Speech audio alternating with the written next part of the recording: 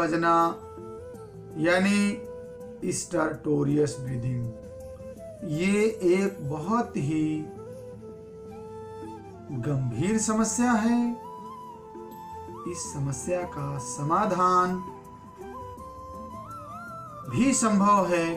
दोस्तों, कुछ ऐसे उपाय हैं, कुछ ऐसी मेडिसिन है जिसको आप जानकर यूज करके आप इस गंभीर समस्या से अपने आप को दूर कर सकते हैं। जिस व्यक्ति को ये समस्या होती है, सोने के बाद उसे तो नहीं पता चलता है, लेकिन दूसरा जो उनके अगल बगल है वो ज्यादा प्रभावित होता है। दोस्तों, आइए हम जानते हैं वो कौन कौन से वजह हैं जो इस समस्या के लिए जिम्मेदार है। दोस्तों, सबसे पहली जो समस्या है वो है मोटापा।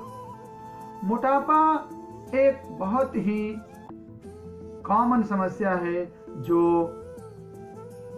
स्टर्टोरियस ब्रीदिंग का बहुत बड़ा कारण है। दूसरा कारण है कि हम सही तरीके से अगर नींद नहीं लेते हैं, सही तरीके से सोने का पोस्चर नहीं लेते हैं, हम पोजीशन अगर सही नहीं लेते हैं सोने का, तो दोस्तों हमारी नाक बजने लगती है। देखिए, ज्यादातर सोने का जो सही तरीका बताया गया है वो है लेफ्ट साइड। लेफ्ट साइड में हमारा हार्ट होता है। जब हम लेफ्ट साइड में सोते हैं तो हार्ट थोड़ा सा रिलैक्स होता है, फेफड़े को ज़्यादा से ज़्यादा प्रॉपर तरीके से ऑक्सीजन मिलती है और हमारी सांस आराम से आती है, जिससे कि हमारी नाक नहीं बजती है। दोस्तों, कभी कभी हम जब पीठ के बल लेटते हैं तो हमारा जीभ जो है गलत डायरेक्शन में आ जाने से, प्रॉपर तरीके से सांस का इंस्पायरेशन न होने से भी हमारी नाक बजने लगती है। कभी कभी दोस्तों हमारे नाक में मांस बढ़ जाता है, हड्डी बढ़ जाती है, जिसे साइनोसाइटिस कहते हैं।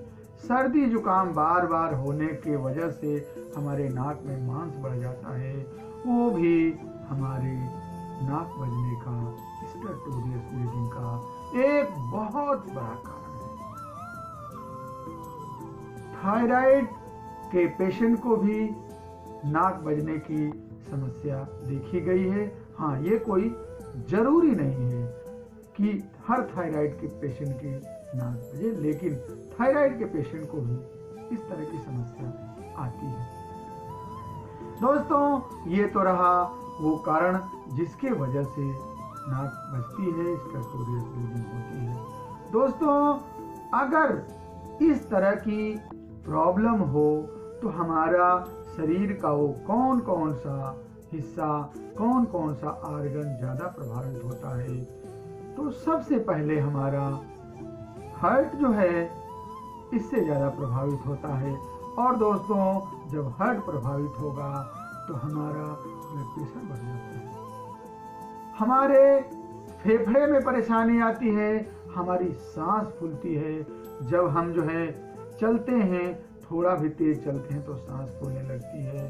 तो हमारा हार्ट, फेफड़ा, और चूंकि डीऑक्सीजनेशन बॉडी में ज़्यादा नहीं होगा प्रॉपर तरीके से, हमारे शरीर में ऑक्सीजन का बैलेंस नहीं बनता है, तो दोस्तों मेरा माइंड भी जो है, दिमाग भी थोड़ा सा प्रभावित होता है। इसके अलावा हमें थकान आती है, कमजोरी लगता है, जम्हाई आती है और इस तरह की समस्याओं से हम गुजरते हैं। दोस्तों, आइए मैं आपको वो कौन कौन सी दवाएं हैं जो इस विकट समस्या के लिए बहुत कारगर साबित हो सकती हैं। दोस्तों, अगर आप इन 5 दवाओं को जान लें, इसका यूज जान लें, तो आपको इस समस्या के लिए बहुत ही ज़्यादा फायदा दिखेगा। दोस्तों सबसे पहली जो दवा है वो है ओपियम। ओपियम दोस्त चूंकि अफीम से बनाई जाती है, अफीम का जो स्वभाव है वो हमारे माइंड को बिल्कुल ट्रंकुलाइज कर देता है। और जब मैं बिल्कुल ट्रंकुलाइज हो जाता हूँ, बिल्कुल मदहोश हो जाता हूँ, ऐसे स्थिति में जब हम होते हैं तो मेरी नाक बजती है। दूसरी जो मेडिसिन है वो है सल्फोनाल। सल्फोनाल दोस्त अगर कमजोरी हो, डिप्रेशन हो, निराशा हो, अशांति हो, ऐसे स्टेज में अगर हम इस स्थिति को होने के बाद जब हम लेटते हैं, अगर ऐसे वजह से मेरी नाक बजती है तो दोस्तों सल्फोनाल। तीसरी जो दवा है वो दोस्त है स्टिक्टा। स्टिक्टा में क्या होता है कि पेशेंट को ऐसा लगता है कि मैं जब सोता हूं तो मेरी बॉडी जो है एयर में फ्लोट कर रही है, हवा में उड़ रही है और वो बिल्कुल गहरी नींद में हो जाता है और उसके बाद जो है उसकी नाक बजने लगती है। चौथी दवा है दोस्त हाइड्रेस्टिस। हाइड्रेस्टिस चूंकि पेट की बहुत ही अच्छी दवा है। अगर आपके पेट में दिक्कत हो और मोटापे की वजह से या फिर नींद अगर आप सही तरीके से नहीं ले रहे हैं, अगर आप बाएं करवट लेट रहे हैं और ऐसे स्थिति में आपकी नाक बज रही है तो दोस्तों हाइड्रेस्टिस बहुत ही अच्छी दवा है। पांचवी जो दवा है दोस्त वो है स्ट्रामोनियम। स्ट्रामोनियम एक ऐसी दवा है जो हमारे माइंड का एक बहुत ही अच्छा कवर करती है। अगर आपको बहुत ज़्यादा डर लगता हो, खास तौर से अंधेरे से, अकेले से, और उसके साथ साथ आपकी नाक भी बजती हो, स्टर्टोरियस ब्रीदिंग हो, दोस्तों स्ट्रामोनियम आप दीजिए।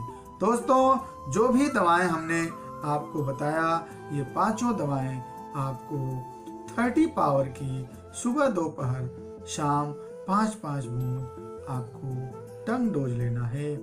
अपने कंडीशन के हिसाब से जैसी आपकी सीवियरिटी है आप उसको जो है 15 दिन, 1 महीना, 2 महीना, 3 महीना इस तरह से ले सकते हैं।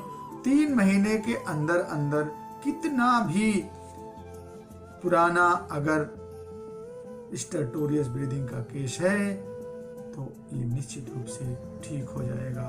इसके साथ साथ दोस्त कुछ योगा है, खास तौर से प्राणायाम, जिसमें भ्रस्तिका, कपालभाति, अनुलोम विलोम, ये 3 जो है बहुत ही रिस्पॉन्सिबल होते हैं जिससे कि ये चीज ठीक होता है। क्योंकि प्राणायाम से हमारे बॉडी में डीऑक्सीजनेशन ज़्यादा होता है, हमारा फेफड़ा और लंग्स जो है ऑक्सीजन ज़्यादा मात्रा में पाता है, इसलिए हमारी सांस सही आती है और हम जो है इस समस्या से निजात पाते हैं। तो दोस्तों आप लोगों ने इतनी बड़ी समस्या का इतने सरल तरीके से समाधान पाया। हमें उम्मीद है कि आपको मेरा ये प्रयास अच्छा लगा होगा। Doctor S B. तिवारी कल्याण जी आप लोगों को इस तरह के नित्य किसी न किसी समस्या को लेकर के और समाधान देते रहेंगे। इन्हीं शब्दों के साथ दोस्तों मैं विदा लेता हूँ। बहुत बहुत धन्यवाद। जय हिंद, जय भारत।